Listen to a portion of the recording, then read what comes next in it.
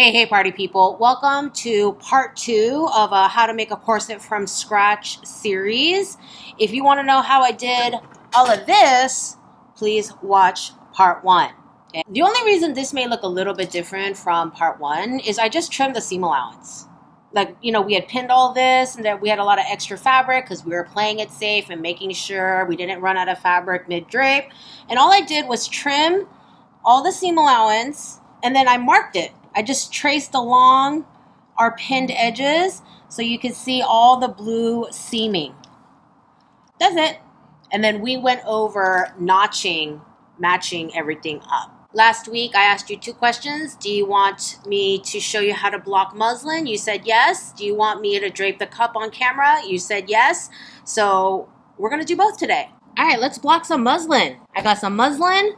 I think I mentioned before, I like really thin muslin when I am draping on a dress form because I like to be able to see the twill tape easily through it. Muslin does come in several weights.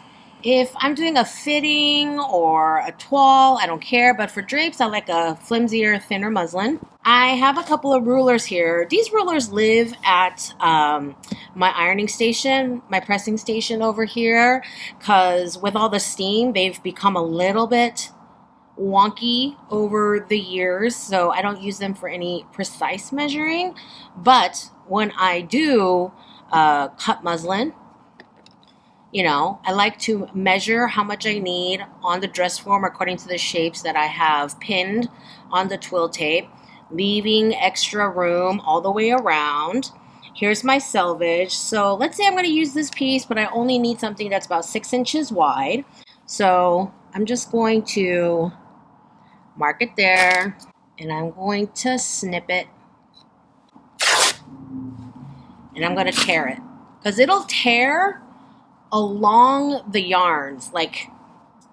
If my yarns are going like this, it'll tear right through them instead of tearing diagonally. It'll naturally want to tear along one yard. So now you know that this is one squared off edge. The same is true of these edges, because these are our torn edges from previous projects. And then we have our selvage. I like to, because muslin is so plain, I like to mark the selvage, that's the grain, because we're going to cut off the selvage. The yarns are kind of like molded and formed along this edge, and it kind of warps the edges. Whenever you cut fabric, you don't want to use, I always start about 1 inch out. I usually eyeball it, but I'm a measure things for y'all. So 2.5 centimeters. And now we have this piece to work with. And we're going to make sure it's as squared off rectangle as much as possible so that all this basket weave is laying really square and rigid. Okay, so that it's as smooth and neat. And when you drape it, you're using the grain of your fabric, and then you're transferring that correct grain onto your pattern, etc., etc. So we're going to give this a press. Once upon a time, I had an industrial iron, and then I melted it, and then I never replaced it. This is just a Rowenta from whatever store. It's fine. It's pretty good. Oh, why are we leaking today? Okay, just after I said this one is fine, usually doesn't leak, and now it's leaking. Okay. So get a T square or an L square. I've misplaced mine, so I'm just gonna make a square with a paperweight. And you want this blocked off as square as possible. Okay, as rectangular, 90 degrees. You see how it's like. So we're gonna yank it. And we're gonna stretch that bit out so that we can iron it smooth and it'll lay. Do you see how it's pulling out? Ooh. Pop, pop, pop, pop, pop, pop, pop, pop, pop. You see how it's better but not quite there? So we're just gonna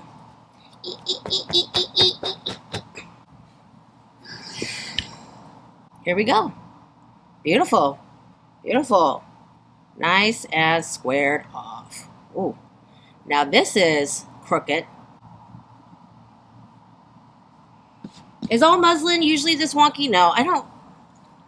Usually not that bad.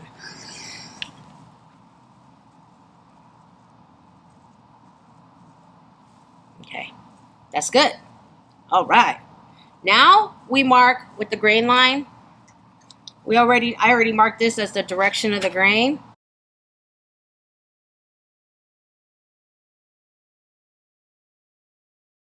And there we go. These are left over from last week. I'm gonna use these to drape the cup. Everybody wanted me to drape the cup, so we draping the cup today. All right. Follow me to the other end of my studio. I have 2 small-ish pieces of muslin for the bra cup. Okay, let's start with center front.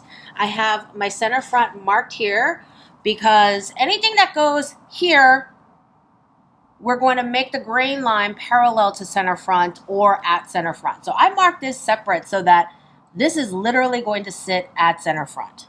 Always start the tops and the bottoms of your drapes with 2 pins going at an angle. It's less likely to move. I mean, you gotta kind of push to get it to move when you have them secured like that. And then that's kind of where my seam starts. So that's where I'm gonna start releasing my muslin.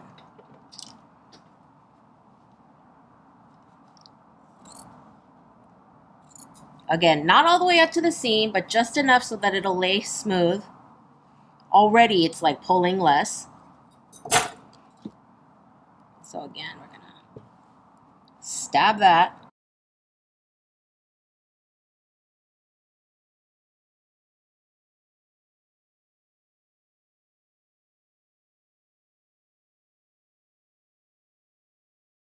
So I'm kind of going along the edge of how much I can go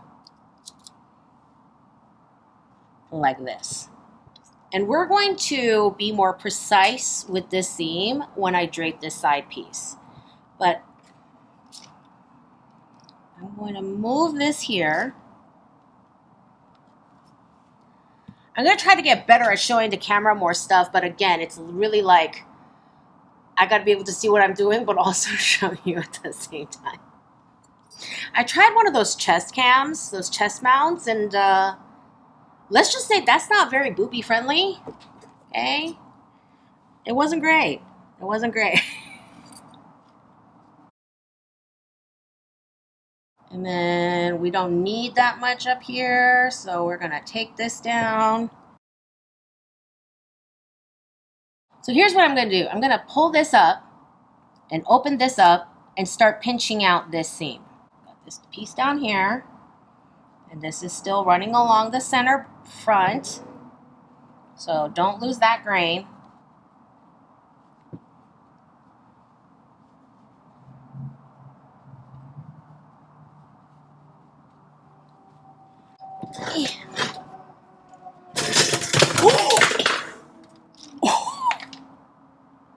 Oh my God. So I guess I need a chair. Well, as they say, the show must go on. Or something. I don't know. Anyway, so we're going to cut into this curve. So it'll open up.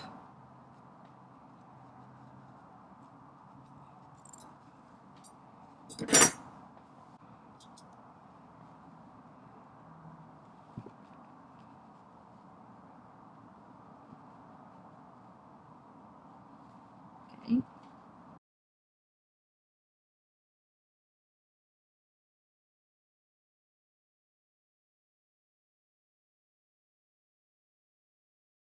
So we've pinned to this edge.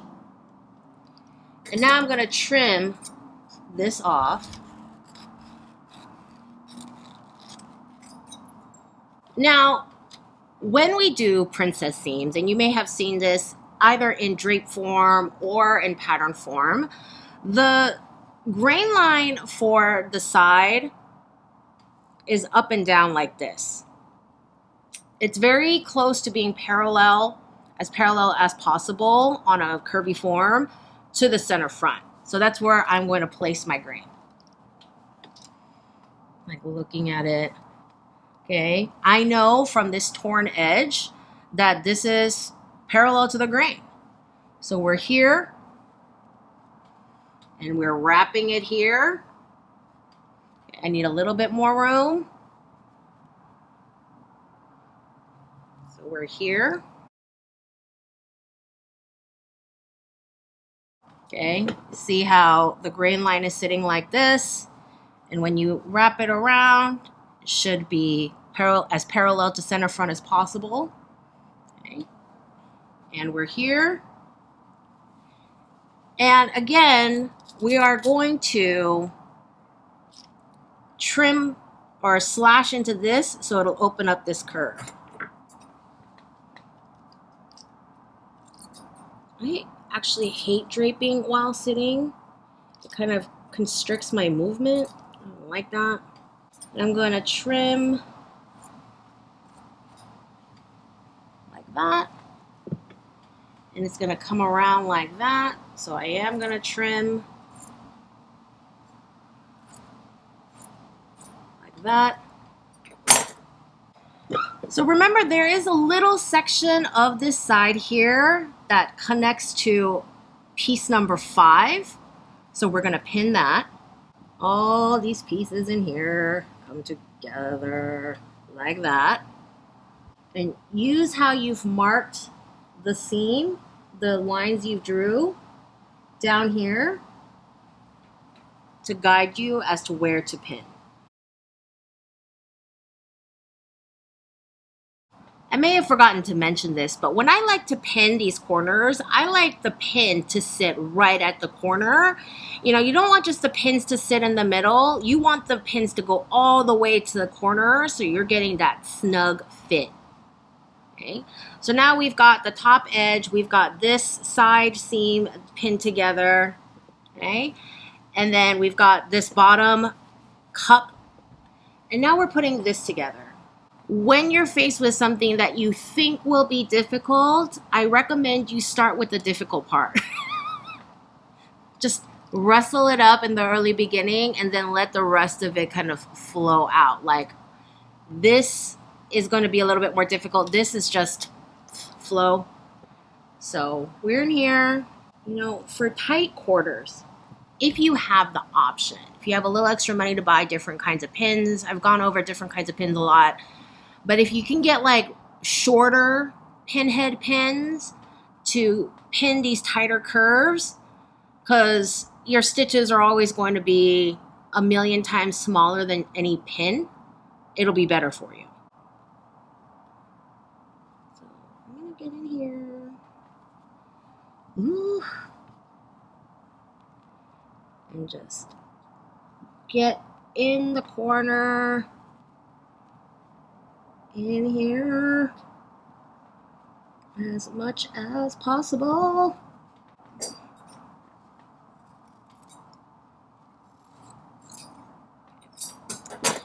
Here's the thing about the apex is often when you see like a armhole princess, one that cuts right through the apex, you'll see some ease in here. Okay, you're gonna see when you look at the pattern, okay, typical princess armhole, you'll have a notch here and a notch here, and another notch here and notch here. But this curve is going to be longer so that this piece can be eased into the front piece and kind of give a little bit of cupping shaping to the breast. Okay, and we're going to do that now because we're going to pinch out.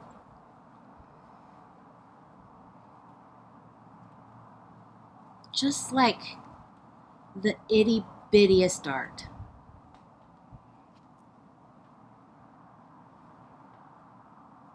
Okay, just the itty bittiest dart right at the apex. And we're not going to sew that dart. Okay, we're going to ease this amount of excess in this seam to create that cupping ease in this space here. But I'm just gonna pinch this out because I don't want to sew ease right now. It's kind of hard to pin right at the apex because it's such an extreme curve. Just for the sake of the demo, I am going to sew this up just so y'all can see what is happening here.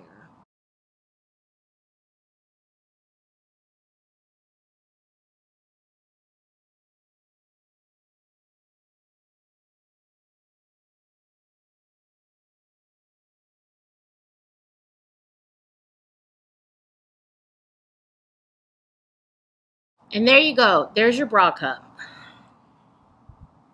I've marked the size of this dart. That's going to be my new ease. I've traced everything. And so I'm going to mark a dart here. And I'm going to mark a dart here so that we're getting that ease in there. I'm going to mark a dart here and one here so that 1 and 4 are matching together.